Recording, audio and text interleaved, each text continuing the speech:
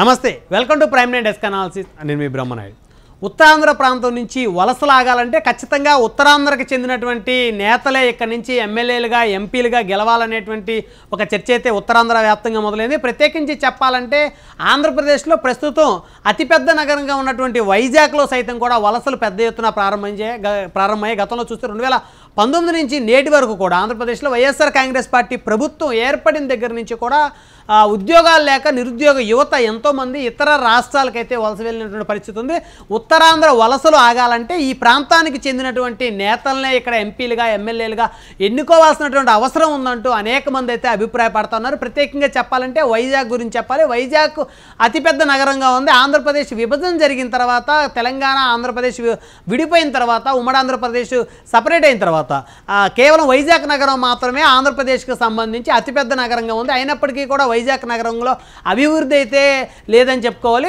2014లో తెలుగుదేశం ప్రభుత్వం ఏర్పడినా, అదేవిధంగా 2019లో వైఎస్ఆర్ కాంగ్రెస్ పార్టీ ప్రభుత్వం ఏర్పడినా వైజాగ్ పరిసర ప్రాంతాల్లో ఎక్కడా కూడా అభివృద్ధి ఆశించిన స్థాయిలో లేదని చెప్పుకోవచ్చు. ఎందుకంటే వైజాగ్ ప్రాంతం గురించి చెప్పాలంటే మరి గతంలో చూస్తాడు కాంగ్రెస్ ప్రభుత్వం ఉన్నప్పుడైనా సరే మొదటి నుంచి కూడా ఇక్కడ ఎక్కువ శాతం వలసగా ఎవరైతే వలస వచ్చినటువంటి నేతలు ఉన్నారో వారిని ఉత్తరాంధ్రకు సంబంధించినటువంటి ప్రజానీక వారిని వైజాగ్కి సంబంధించి ప్రత్యేకంగా ఎంపీలుగా ఎన్నుకున్న పరిస్థితి ఉంది. గతంలో అనేక మంది నేతలు అటు ప్రకాశం జిల్లా, నెల్లూరు జిల్లా, రాయలసీమకు సంబంధించిన నేతలను అయితే ఇక్కడ ఎంపీగా ఎన్నుకున్నారు. గతంలో కనుక చూస్తే అటు దగ్గుపాటి పురంధేశ్వరి ప్రస్తుతం బాపట్ల జిల్లాల నుంచి ఉన్నటువంటి నేతగా ఉన్నారు. ఆవిడ గతంలో అక్కడ వైజాగ్ ఎంపీగా గెలిచారు. అదేవిధంగా నెల్లూరు జిల్లాకు చెందినటువంటి సుబ్రహ్మరెడ్డి కూడా ఇక్కడ నుంచి ఎంపీగా గెలిచారు. అదేవిధంగా ఖమ్మంపాటి హరిబాబు ప్రకాశం జిల్లాకు చెందినటువంటి నేత, ఆయన కూడా ఇక్కడ నుంచి ఎంపీగా గెలిచారు. అయితే ప్రస్తుతం ఎంపీగా ఉన్నటువంటి ఎంఈవి సత్యనారాయణ సైతం గోదావరి జిల్లాకి చెందినటువంటి నేత. మొదటి నుంచి కూడా వలస రాజకీయ నేతలనే ఉత్తరాంధ్ర ప్రాంత ప్రజలైతే ఎక్కువగా ఆదరించిన పరిస్థితుల్లోనే, ప్రత్యేకంగా వైజాగ్ వాసులు అయితే వలస నేతలను ఎక్కువగా ఆదరించిన పరిస్థితుల్లోనే. అయితే వైజాగ్ పరిసర ప్రాంతాలు అభివృద్ధి చెందాలంటే, నిరుద్యోగులకి ఉద్యోగ అవకాశాలు అందాలంటే ఖచ్చితంగా ఈ ప్రాంతంలో స్థానికంగా ఉండేటువంటి నేతలను, ఉత్తరాంధ్రకి సంబంధించినటువంటి నేతలను, ఉత్తరాంధ్రలో పుట్టి పెరిగినటువంటి నేతలకు మాత్రమే ఇక్కడ రాజకీయంగా అవకాశాలు ఇస్తే బాగుండేది అనేటువంటి ఒక నినాదం అయితే పెద్ద ఎత్తున తెర మీదకి వచ్చింది. ప్రస్తుతం కనుక చూస్తే అన్ని రాజకీయ పార్టీల తరపు నుంచి అనేక మంది ఆశావాహులు ఉన్నారు.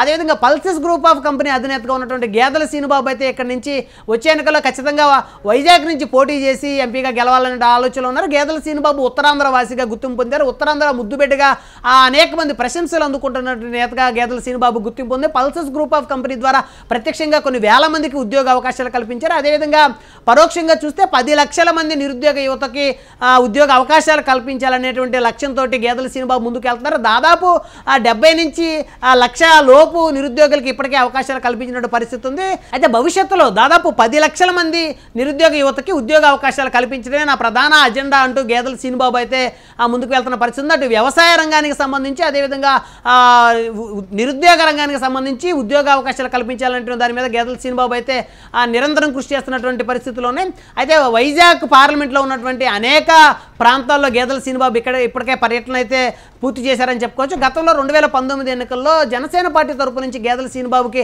ఎంపీ అభ్యర్థిత్వం ఖరారైనటువంటి సమయంలో గేదెల శ్రీనుబాబు జనసేన పార్టీకి రాజీనామా చేసి వైఎస్ఆర్ కాంగ్రెస్ పార్టీలో చేరారు. అయితే వైకాపా నుంచి ఆయన పోటీ చేస్తారనేటువంటి అందరూ ఊహించినప్పటికీ కూడా అనుయ రీతిలో వైఎస్ఆర్ కాంగ్రెస్ పార్టీ ఎంఈవి సత్యనారాయణ ఇక్కడి నుంచి బరిలోకి దింపింది. అయితే తద్వారా గేదెల శ్రీనుబాబు అయితే కొన్నాళ్ళు రాజకీయంగా సైలెంట్ అవ్వాల్సి వచ్చింది. ప్రస్తుతం ఆయన ఏ రాజకీయ పార్టీలో అయితే ఉన్న పరిస్థితి లేదు. జనసేన నుంచి బయటకు వచ్చిన తర్వాత వైఎస్ఆర్ కాంగ్రెస్ పార్టీ నేతలు అనేక సందర్భాల్లో జనసేన అధినేతను విమర్శించాలంటే గేదెల శ్రీనుబాబు మీద ఒత్తిడి తెచ్చినప్పటికీ కూడా గేదెల శ్రీనుబాబు సున్నితంగా తిరస్కరించినటువంటి పరిస్థితుల్లోనే ప్రస్తుతం అయితే అటు భారతీయ జనతా పార్టీతో కూడా గేదెల శ్రీనుబాబుకి పెద్ద ఎత్తున పరిచయాలు ఉన్నాయని చెప్పొచ్చు. సాక్షాత్తు తెలంగాణ రాష్ట్రంలో ఎన్నికల ప్రచారంలోకి వచ్చినటువంటి నరేంద్ర మోదీని సైతం కూడా గేదెల శ్రీనుబాబు ప్రత్యక్షంగా కలిసినటువంటి పరిస్థితులు ఉన్నాయి. అయితే ఒకవేళ టీడీపీ జనసేన కూటమిలో భారతీయ జనతా పార్టీ కూడా కనుక చేరితే ఖచ్చితంగా గేదెల శ్రీనుబాబు అటు బీజేపీ నుంచి కూడా పోటీ చేసే అవకాశం ఉంది. అయితే ఇప్పటికే జనసేన అధిష్టానంతో గేదెల శ్రీనుబాబు అత్యంత సన్నిహితంగా ఉన్నారని చెప్పొచ్చు. ఇటీవల కాలంలో జనసేన పార్టీలో చేరినటువంటి పంచకర్ల రమేష్ బాబు మాజీ ఎమ్మెల్యే కానీ, అదేవిధంగా ప్రస్తుతం ఎమ్మెల్సీగా ఉన్నటువంటి వంశీకృష్ణ యాదవ్ కానీ వీళ్ళందరూ కూడా గేదెల శ్రీనుబాబుకి అత్యంత సన్నిహితులు అని చెప్పొచ్చు. ఆర్థికంగా అత్యంత బలంగా ఉన్నటువంటి గేదెల శ్రీనుబాబు ఒక విజనరీ లీడర్గా ముందుకు వెళ్తా ఉన్నారు. ఖచ్చితంగా టీడీపీ జనసేన బీజేపీ కూటమిలో ఇక్కడ నుంచి ఎంపీ అభ్యర్థిగా పోటీ చేయాలనేటువంటి ముందస్తు ఆలోచనతో అయితే గేదెల శ్రీనుబాబు ఉన్నట్టు తెలుస్తూ ఉంది.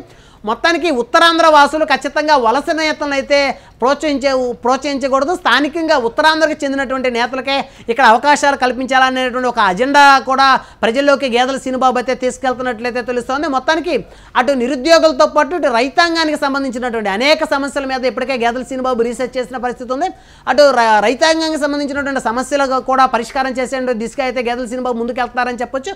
మొత్తానికి ఒకవేళ టీడీపీ జనసేనతో పాటు బీజేపీ కూడా కూటమి గడితే ఖచ్చితంగా గేదెల సీనుబాబుకి వైజాగ్ ఎంపీ టికెట్ ఇవ్వడానికి అయితే ఖచ్చితంగా లైన్ క్లియర్ అవుతుందని చెప్పుకోవచ్చు.